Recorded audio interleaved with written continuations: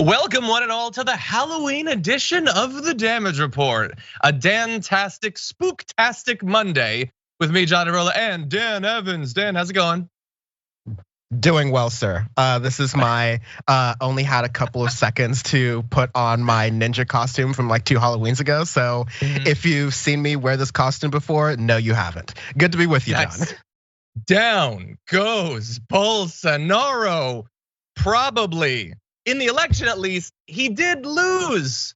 All hail the new king. Lula actually made it happen. President Jair Bolsonaro has been rejected. And isn't it nice in 2022 to see fascism lose at least somewhere else? It might not happen here, but we'll see. Now, Lula squeaked out this victory. It was 50.9% to 49.1%.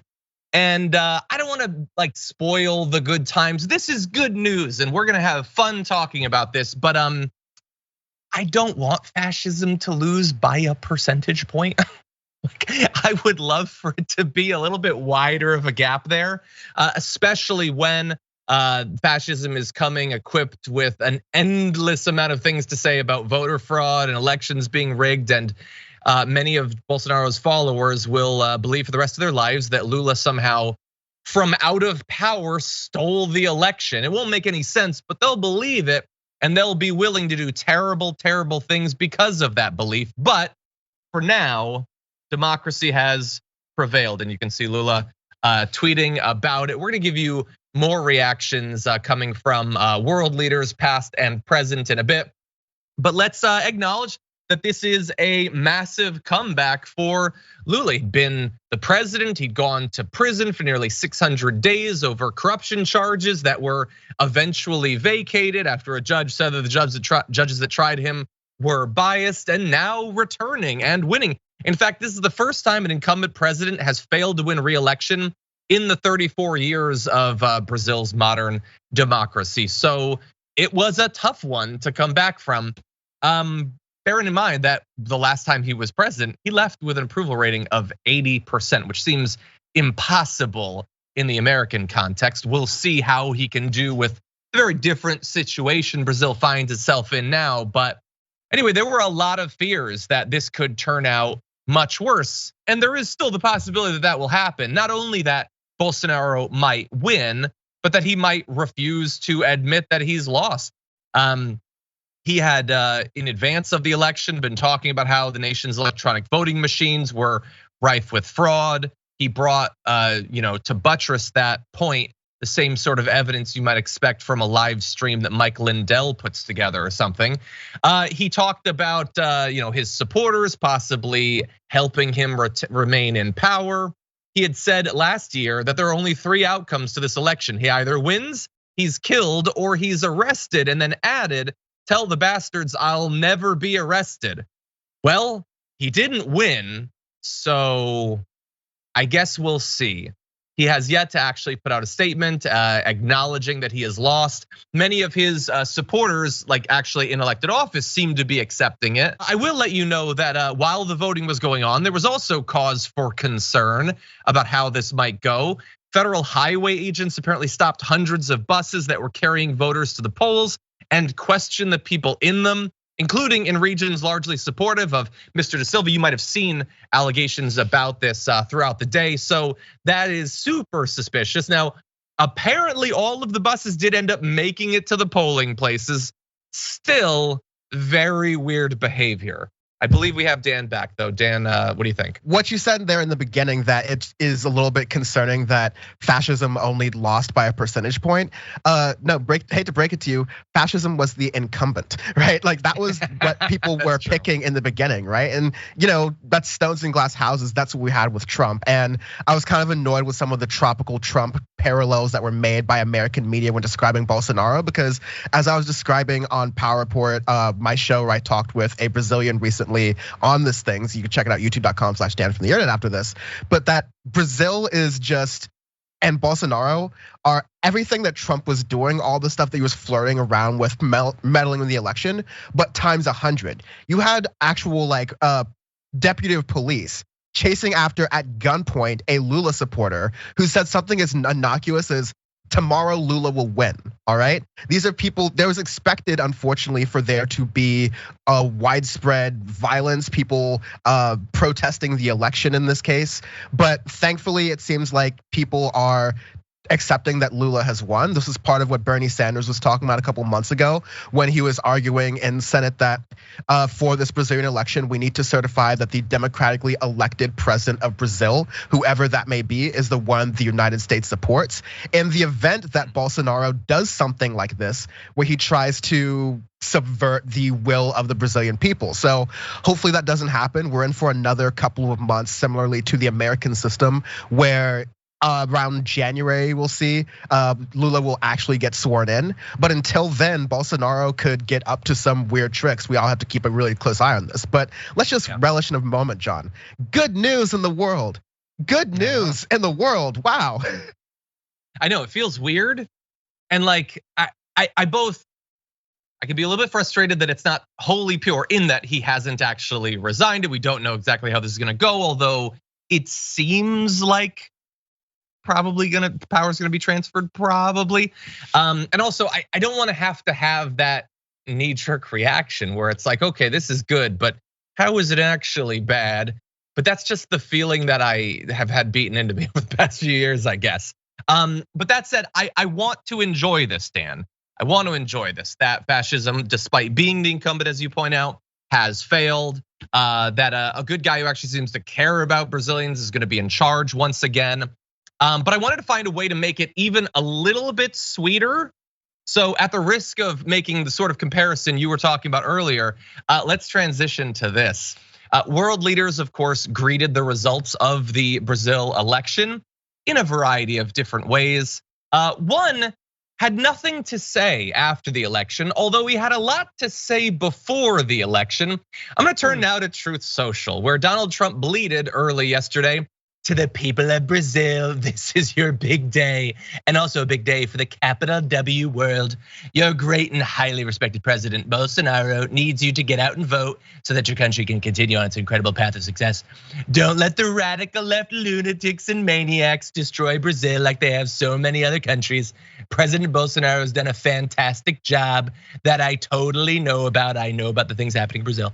Has my complete and total endorsement and deserves your vote. He will never let you down.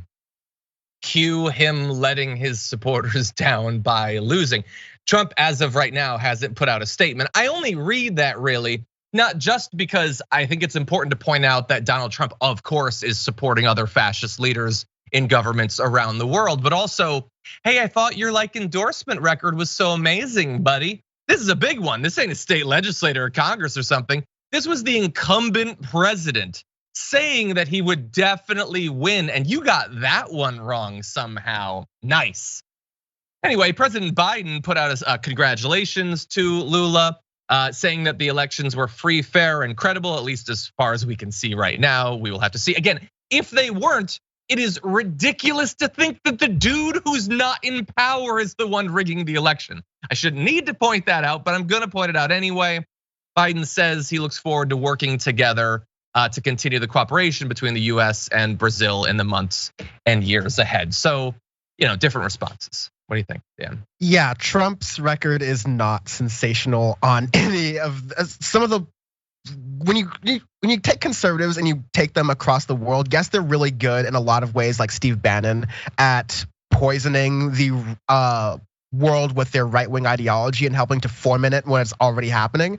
But when it comes to predicting elections, no, they kind of just take their guys, they take whoever's going there. But it's a back and forth, a pendulum swing. There was a right-wing leaning swing in a lot of countries around the time Trump was in office, and a lot of countries are pretty sick of that. And now you're seeing a left-leaning swing in a lot of other places. It's not happening everywhere and successfully. Like for every country like Germany, you get a country like Italy where it's not looking so great. So yeah, we just gotta hopefully continue to hold out that Lula is able to successfully get through and safely able to get through, because we're in for a tumultuous couple of months if Bolsonaro doesn't concede forcefully. And let's keep in mind, since we are making some comparisons here, this is a path that Trump made very publicly on January 6th by saying, or even on the November of the last election in 2020 by saying, if I lose, I'm gonna contest the election. I'm gonna say to stop counting votes over there and keep counting votes over there.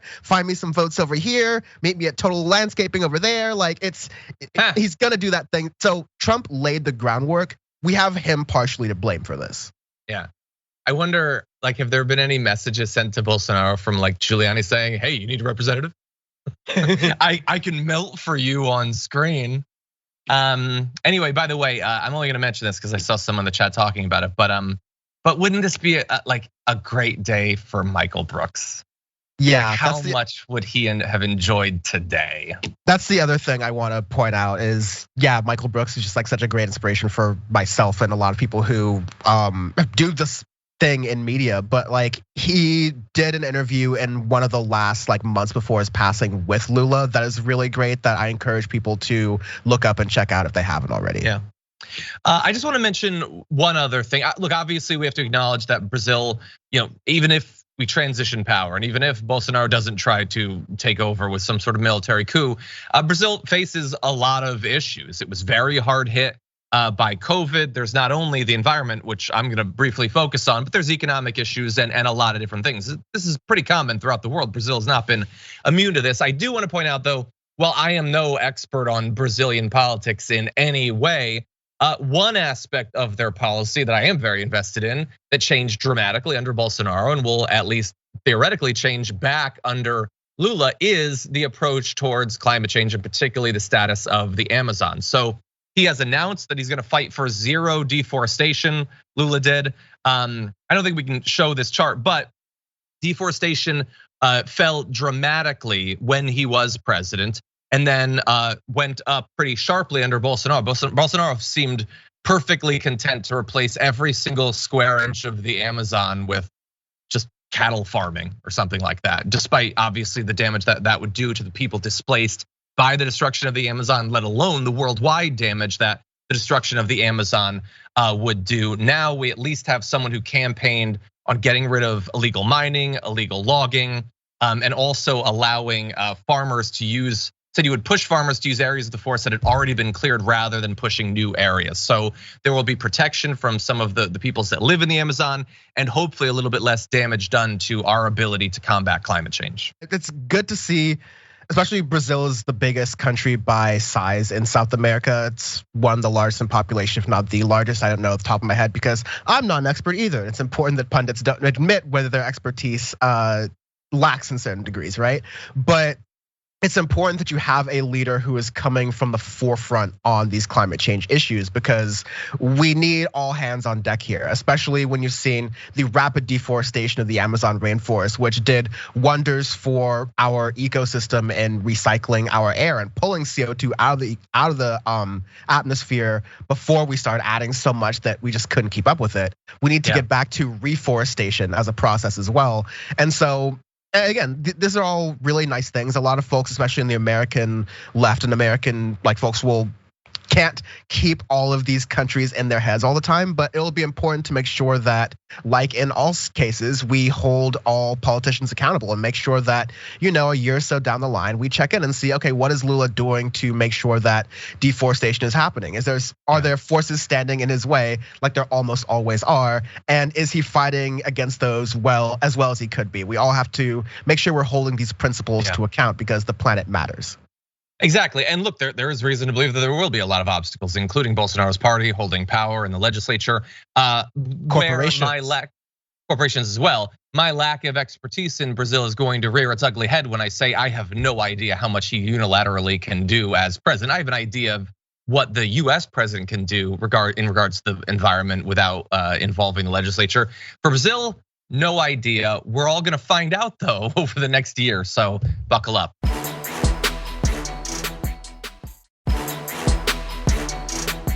And I think anyone trying to connect this guy in any way to a political party, to any other person, you can't do that. We don't have a motive from police yet. We have very little information, so many questions at this point. I think the only thing we do know is that this guy was obviously very troubled, mentally unstable in some way, as we heard from his ex-wife or ex-girlfriend. And that's really all we know. So does Laura Trump. wanting to make sure that you don't imply or even speculate about a political motivation from the attempted assassination of the Democratic Speaker of the House from a guy who said he was going for her, who we now find out had a list of other political targets who believed in QAnon and the Great Replacement Theory and the Great Awakening and followed all the right wingers and did literally everything a person could do to make sure that anyone even briefly looking into them would know exactly what they believe about politics. Don't you go assuming that person had a political motivation. You know, it's almost as if it's not that we're not sure. It's almost as if she just doesn't want you to think about it. It's almost as if literally anything can happen in America, no matter how dangerous, how scary, no matter how seemingly crossing lines we should never allow our country to cross, and they will find some way to not actually have to do anything. Even self-analysis about how their rhetoric feeds into political violence. I've been predicting for a long time that at some point we're gonna have our Handmaid's Tale moment where someone is going to bring a machine gun and they're going to murder multiple people in elected office. And I've speculated that I think Sean Hannity is gonna find a way to do his monologue that night without any trouble, but we don't need to speculate anymore. This guy wanted to murder Nancy Pelosi with a hammer. He was 100% a right winger in every way that you can be. He believes all of the conspiracy theories that they fill 24 hours a day with, and they don't care and won't do anything. In fact, they're finding a variety of unique ways to make this an issue for the Democrats. And we're gonna get to that. But Dan, first of all, what do you think about the idea that we shouldn't make this a partisan thing?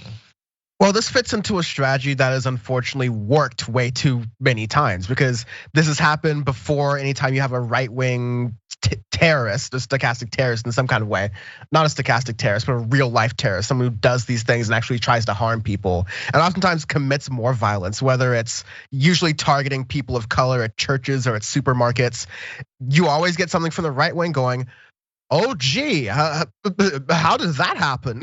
Like they play dumb, and this is another case where Democrats never go on offense, and they never just roll all the clips that are just running around on Twitter right now of all the times that conservatives in media, on Fox News especially, have done stochastic terrorism. That phrase that we're trying to like get people to be aware of more, which is when you're using your rhetoric, when you're using your platform to say that, hey, I'm not saying you should do X, Y, and Z, but just know that these type of people want to do this to you and they're coming for you, and you're gonna need to defend yourself. I'm not saying how, but by the way, we have a Second Amendment. You should get as many guns as possible. And in between our TV shows, we're selling doomsday devices and how to hide in your bunker and supplements, and it's this ecosystem that leaves people to go, well, I guess I have to take matters into my own hands and defend people. It's difficult getting into the ideology of these folks. I try not to ultimately, but this type of political terrorism is starting to get to an unprecedented level, at least in recent history in the United States. And you'll notice that the Republican Party isn't doing anything to calm it down. They're just saying it's not there. Yeah. No, they're doing the exact opposite. They are attempting to gain political advantage from the failed assassination of Nancy Pelosi. That's what they're trying to do. And I know we have an audience that I'm sure is filled up with people who are more optimistic than your average person. And I think that that's generally great. But if you're watching this and you think that their coverage would be significantly different if he had literally killed Paul Pelosi, if Paul Pelosi was laying dead on his kitchen floor, or if Nancy had been there and the guy had successfully bludgeoned her to death with a hammer. If you think that their coverage would be significantly different and they would be chastising Tucker Carlson for spreading conspiracy theories and making sure that they never go beyond the facts when it comes to voter fraud and stuff like that, you're as insane as the guy that attacked Paul Pelosi, honestly, at this point. And look, that one clip, that is not the sole evidence that I'm bringing. I don't want to be very clear if it's not clear. That clip was not from the immediate aftermath of the attack. That was this weekend. It was days after we knew exactly who this guy was. They didn't care. They weren't waiting for more information. They were hoping you'd forget the information that was already available. So Fox host on Fox and Friends on the weekend says it doesn't add up, the attack. it doesn't add up that this guy broke into a house after a long documented paper trail of believing right-wing conspiracy theories and said that he was going for Nancy Pelosi and then tried to kill her husband. That doesn't add up. Why? Because they don't like the addition. They don't like the equation and they would prefer it to be something different. We're gonna get to some of their conspiracy theories that they're spreading about this, but first, I wanna read one of the worst things I think I've ever seen someone with an audience in the millions say. Jesse Waters greeted the attack on Nancy Pelosi by calling for the attempted assassin to be immediately released, saying, what I want is that I want this alleged perpetrator to be treated the exact same way if he had attacked anybody else. Because a lot of people get hit with hammers, a lot of people get attacked, and a lot of the times they're out on bail the next day and it's a simple assault charge. So I don't know why this guy is being treated differently. He's facing what? Attempted homicide? He's in prison right now. We've seen people assault people all the time randomly with all kinds of weapons. Oh, so you have seen the footage of January 6th. Interesting. Anyway, and we see them released the next day. So I don't know why this guy's getting all of a sudden special treatment or different treatment because the victim was so high profile. Remember, if you call in a welfare check, the left wants to send a social worker. What if a social worker had come to this call? You would have had a dead husband and you would have had a dead social worker. That's why you have to have police. Or that's why when someone calls the police saying that a crazy person is in their house trying to kill them, you wouldn't send a social worker in that case. You send a social worker when a crime is not being committed and you don't want the mere presence of a cop to result in someone having a temporary mental health issue being shot dead by the cops. This is way over his head, way beyond his capacity to understand. The point there is, it doesn't matter that someone tried to kill Nancy Pelosi. It's fine. It's normal. Actually, it's just Democrat crime, really. Who's to say what the guy wanted? But he should definitely be released so he can try to finish the job. He didn't succeed in killing Nancy Pelosi, and I, Jesse Waters, find that to be really inconvenient. So if you could release him so he could successfully kill the Speaker of the House, that would be great. That's what a multi-millionaire said on the news to millions of people, and he will not be punished for it. He will not be chastised for it. In fact, the management of Fox News is probably clapping as they watched it. No, thank you for breaking it down because they're turning the assassination of a political figure, the third in line for the presidency of the United States, which is a fact I don't necessarily enjoy myself, but they're turning it into agitation propaganda for the right wing because they're saying, oh, you know what this ties into? It's a nakedly political act because it's saying, one, oh, look at them, they get special treatment. It's this fake populism they're trying to do. And then number two, it's this guys are trying to wrap it all up within this like crime panic that's going on because no one is saying that you send social workers to deal with violent crime. That was never the association. That's a natural, that's a purposeful political sort of like tactic to delay from the issue. But the whole point of this is that, and this is a failing on, I think a lot of Democrats as well, is that messaging against this fear narrative means you need to advocate for a system that actually addresses crime and actually helps people and actually addresses recidivism, as opposed to having situations like this, where this isn't necessarily a situation where you have someone who's like targeted on the street. This is someone who is like actively doing a political assassination. The purposeful conflating of those things by Fox News is just meant to turn this into it's meant to cudgel this into a political issue right before an election, which is particularly sickening. Yeah, it's bad enough to try to make your side attempting to kill the other side a good thing for you. What's worse is it probably work. So let's turn now to this. Elon Musk in the last day shared an article from a right-wing conspiracy fake news site in a reply to Hillary Clinton that he eventually took down. Eventually, you can see in this shot what she had put out about the guy who tried to murder Nancy Pelosi. He responded, there is a tiny possibility there might be more to this story than meets the eye. And he didn't just tweet that, he put this thing from the Santa Monica Observer, which you'll know is not a regular newspaper or a reputable news source or anything like that. You might have been able to tell from the headline, it was the awful truth. Paul Pelosi was drunk again and in a dispute with a male prostitute early Friday morning. And I wanna be super clear.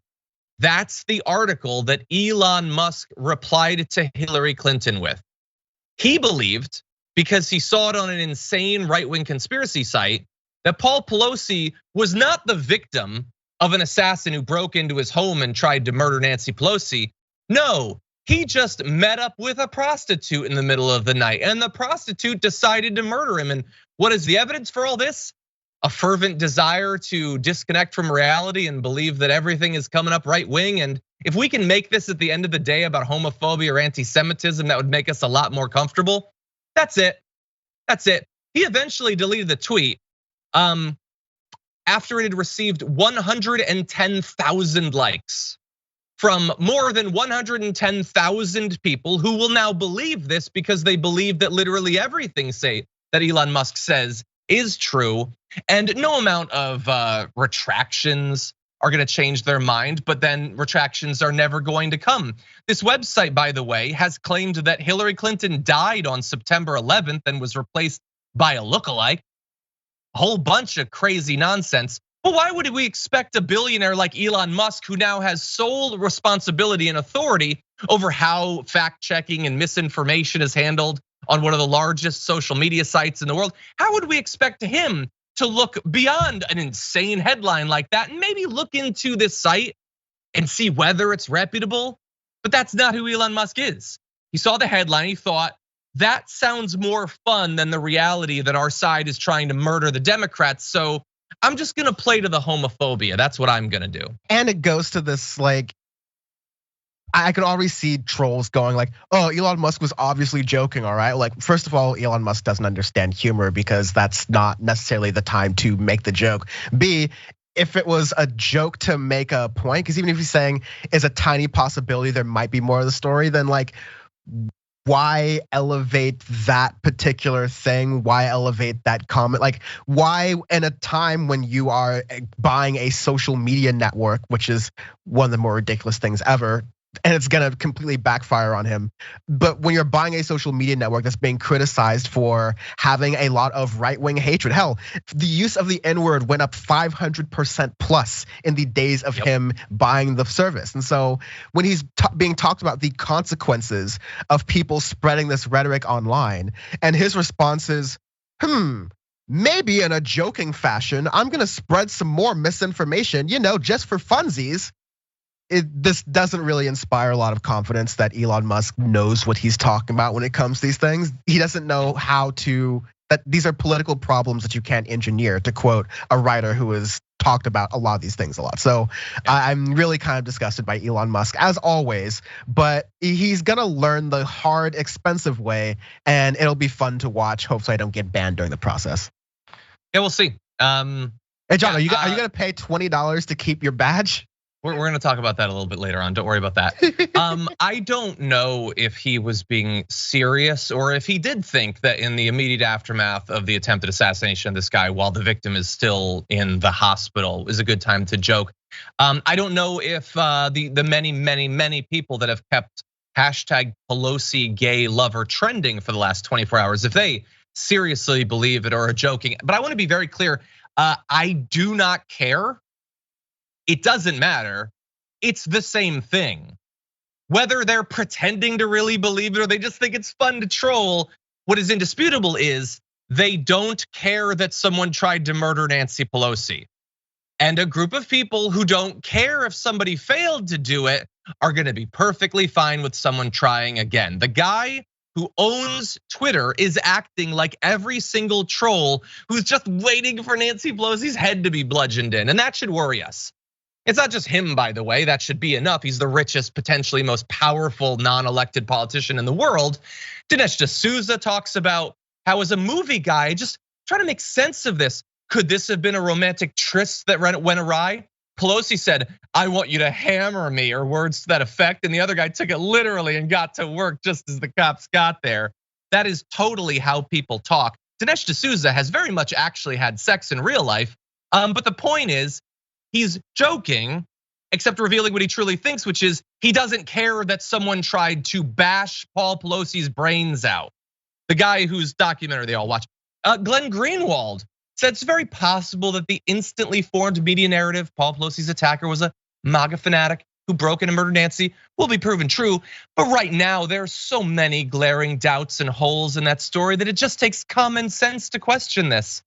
Because what you will always hear from Glenn Greenwald for the rest of your life is the right's probably right about everything. I mean, I'm not one of them. But they're always right about literally everything. You should probably just trust Dinesh D'Souza or Elon Musk, whoever. They're probably onto something. And it is trending as we speak. Don Jr., son of the former president, has a joke. He wants his costume, you see? His Halloween costume is he's gonna dress up like the guy who tried to murder Nancy Pelosi. You get the joke, America? Do you get the joke? The right wing is getting much better at humor and lefties are getting very nervous about it, Dan. Any final thoughts? Yeah, the left can't meme. They're just upset that this torrent of free speech will unleash ideas that they won't be able to combat, such as violently murdering your enemies and your political enemies and joking about their deaths and making conspiracy theories that are thinly veiled and lightly hoping that the next thing happens again and again in the future. It's again, you keep waiting for the adults to be in the room to say, I am the Republican who doesn't like that this is happening. And you keep hearing crickets, but people still keep voting for these a-holes. So more has to be done outside the electoral system for sure. It's just jokes. I like jokes. Actually, before I started the show, I was listening on Netflix to an old John Mulaney. I like comedy. Can we consider though, possibly, that maybe it's not two disconnected things, that more and more people are joking like this online, and that more and more people think that violence is a valid tool in politics. And more people are stalking and attempting to kill politicians. Karen Bass's house is broken into, Nancy Pelosi was just almost murdered, Pramila Jayapal, guy had a gun outside of her house. Maybe these are not disconnected things. Maybe they're a part of the exact same social movement. Can we consider that?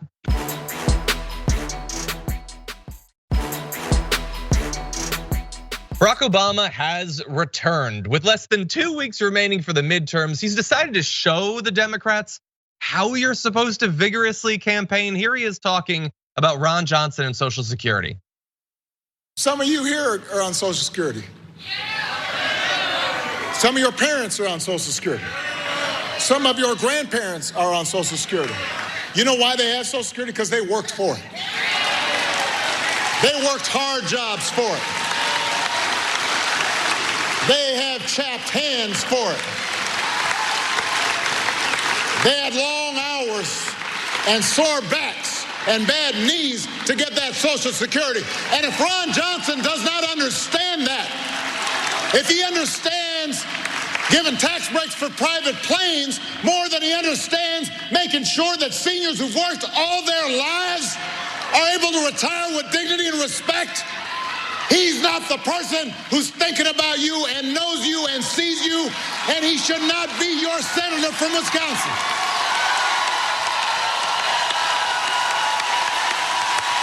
So I don't know if it's the adrenochrome or something, but he's fired up. And I love to see it. I would love for Biden to come out swinging like that with Obama. Dan, what did you think? I would not like to see Biden to come out swinging for Obama. Old Jack will definitely overextend himself, and there isn't enough Dark Brandon to help us in that situation. We still need him for another 2 years, though. But it's annoying because I came up in a lot of my political upbringing with Obama around. And so I don't really have a lot of warm feelings for him personally, currently as a leftist, but my mother who helped kind of bring me up into politics definitely does. And for a lot of definitely historical reasons into that first black president, et cetera. But my thing with Obama right now is that I understood why he took a little bit of a break from the Trump administration because he had just been president. He kind of wanted to relax different things. But right now, when democracy is most at stake, when Obama has, at least behind the scenes, made it clear that he's willing to vocalize in private how he feels about the state of the Democratic Party. He once said, not a lot of people talk about this anymore. I almost saw this scrubbed from websites where he said that he doesn't believe that Joe Biden has it when it comes to running in the 2020 presidential campaign, but nevertheless, we out here. I think Obama is aware that he is the only person right now, of a very few people, maybe him and formerly Bernie Sanders, who are giving these really powerful speeches against, tailored towards working class people, tailored towards people who are blue collar, who get their hands dirty. And that is something that the Democrats need to tap into more, because the Republicans are targeting those people with fear and crime, and they're coming for your kids, and they're cancel culture, and they're trying to make everyone gay or whatever, right? Like, this is honestly the stuff they're trying to do, and they're trying to turn it into legislation, which is going to be scary for the next couple of years. Like, Obama, this is a 5-alarm fire like moment for democracy. You need to be doing those speeches and then going behind the scenes and going like, everyone needs to be doing these speeches. This is how we need to be doing rhetoric. Like, I hate to give Obama credit here, but when it comes to riling people up, that's very good. And the Democratic Party needs to do more of that for survival at this point. Yeah, exactly. Yeah. No, if people have been watching, they know the issues that we had with Barack Obama while he was president. But we do need that. Like, he was delivering like a speech that the image of what Biden would be. Like, that he's gonna speak about the working class. He's the one who understands, people who work and the Rust Belt and stuff like that. But Obama is the one who gives the speeches like he understands that. He may not always have their back when he's president, but he does give a good speech. And I agree, it's now him, and he should really keep doing this. Because whether we love him or not, a lot of people do and would probably be fired up to hear him speak. He should be going on, a tour across America.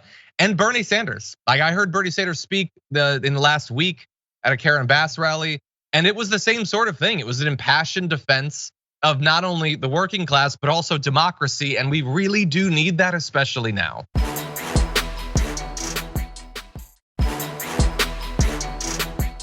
There is absolutely no doubt that the data shows that the vast majority of incidents of domestic terror come from white nationalism, and that we are really truly facing an environment of fascism. And in the United States of America, this type of intimidation at the polls brings us to Jim Crow. It brings us back and harkens back to a very unique form of American apartheid that is not that long past ago. And we have never fully healed from it. And those wounds threaten to rip right back open if we do not strongly defend democracy in the United States of America. So right there, AOC is talking about the threat being posed, literally as we're recording this, by the so-called ballot watchers who have been organized by the right wing in advance of the midterm elections. They're now being dispatched to watch the polling places in counties across America.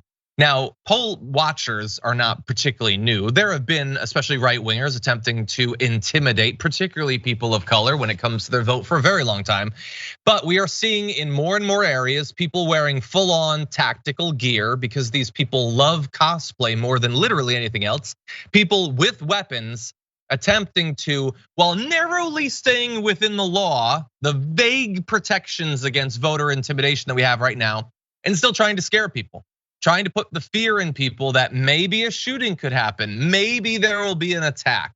And I worry the more and more we see of these sorts of things that it might influence some people's decision to vote, particularly in areas where you can't do mail-in ballots. So I'm glad that in that appearance you had AOC and I believe Jamie Raskin speaking out in defense of democracy, because there's a lot of reasons to be worried about how this election is going to be run. I totally agree. This is kind of the groundwork that has been laid since after the 2020 election. The theme of the day is Republicans seeing how far they can get away with tomfoolery, skullduggery, and conservatives across the world too, with Jair Bolsonaro. But when you look at what happened in 2020, they were able to poke and see, okay, the legal angle doesn't totally work for us, but maybe the state elector angle works for us. And so they're gonna figure out whatever way they can to make it so if a Republican wins, they won't contest that election. If a Democrat wins, they will try to contest that election. And so we need to really be concerned about that. But definitely the most concerning thing is you have violent mobs at these poll places that is going to intimidate voters, and they know what they're doing when they're attempting those kinds of things. So it's really scary, and hopefully this highlights the need for what Democrats in the House have been passing first bill for the past 2 House sessions now, which is a Voting Rights Reform Act that has some teeth on it that actually targets some of these voter suppression measures. Well, look, everybody stay safe, vote early. Less likely that these people will be around. Hopefully vote by mail if you can. A bulletin from federal officials said that there's gonna be heightened threats of violence, not just against voters, but also against election workers. That's a big fear. Steve Bannon is talking about how we're trained this time. They failed in overthrowing democracy. He thinks they've got a better shot this year. We'll see. Also, bear in mind, people from the Oath Keepers and Proud Boys are not just watching with guns. They're volunteering to work in these places. So what effect will that have? Will we ever know? God only knows. I don't know. New poll shows 7 out of 10 Republicans believe a strong economy is a bigger concern than a functioning democracy.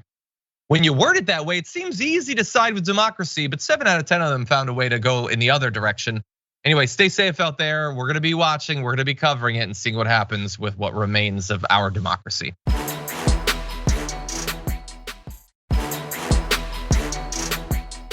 So when I said that, and I questioned the death of George Floyd, it hurt my people. It hurt the black people. So I want to apologize to hurting them, because right now God has shown me by what Adidas is doing and by what the media is doing, I know how it feels to have a knee on my neck now.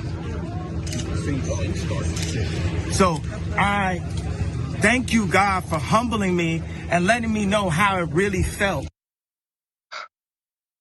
That was an apology and a demonstration that he's humble, where he says, okay, that was my bad. Shouldn't have said that George Floyd didn't die the way that they said he did. But also, in another way, aren't I the true victim? Because a corporation choosing not to sell my overpriced sneakers is the same as a cop literally murdering me with his knee on my neck. That is, Kanye West went away for a few days, thought about it, consulted with PR, and came back to say that, which I think makes it way, way worse. What do you think? Yeah, I challenge you on the idea that Kanye West consulted with anyone on those statements, but I also want to make sure people's theories about Kanye West are updated. That much in like a Trump, oh, is he a bumbling idiot kind of like person? Yes. Does he say things that are totally stupid that he probably doesn't mean to say? Yes. Does he say things that are totally stupid that he does mean to say? Yes. Yep. I don't have any doubt for a second that was, at least in my speculation, that was one of those planned statements that I can now put it in this kind of metaphor. Because again, remember, he's a rapper. Metaphors on the spot are kind of his thing. So don't think he's like all clever for doing this, right? But he's gonna put out this metaphor by not apologizing, by essentially doubling down on his apology. I'm gonna continue to bring up this analogy. I'm gonna continue to do this thing. I'm gonna continue to try to get clout from a certain type of person, because unfortunately, this is a mental health spiral that, again, is continually very public, that no one is helping him with, that he is just going to have to flame out on before we see any hope for. Either that, or it's an album rollout for his finest work of his career. Because the crazier the album rollout, usually the better the album. I'm kidding, usually the worse the album lately. Oh God. It's great marketing. It's one way to do marketing. I guess. I'm sure some people will still buy it because some people are trash. It's not great for our society or culture, but it does make putting together our garbage people block each Friday a little bit easier.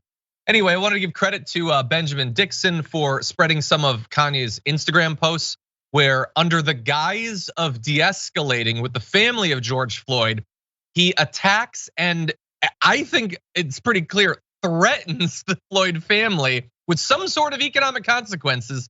Benjamin Dixon spread it with, hey, Kanye West, you a little bitch for going after the mother of Gianna Floyd, George Floyd's daughter.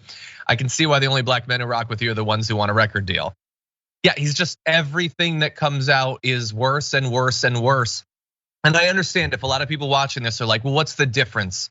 He's just a rapper, why do we care? Well, I wish that we could just not care, but a lot of people do care in a bad way. I'm not saying he's the only reason the anti-Semitism is becoming seemingly a lot more normalized and common, but I don't know, this was hanging off of an overpass in Jacksonville with end Jewish supremacy in America. Honk if you know it's the Jews. Something very similar to that was actually on an LA highway just a few days ago. I saw a video going around of a guy in a full Nazi outfit walking to a bar and being surprised when people had an issue with it. This seems kind of bad. historically, this doesn't generally end at an awesome place. And so having one of the most popular musicians of the last few decades talking about these conspiracy theories nonstop, I think it's worth a little bit of our attention. What I've said before on here is that a lot of people, not us who are like on the show and consuming the show, they've tuned out of culture more or less. And so we are no longer like instead of, rather than tune out of culture, they're tuning out of politics, and they're looking to culture for their politics. And so Kanye represents a person like that who is reaching to people who we're not reaching to. And so yes, it's dangerous that he's coming out with these tropes. Yes, it's dangerous that he is muddying the waters with these things because it's a larger issue.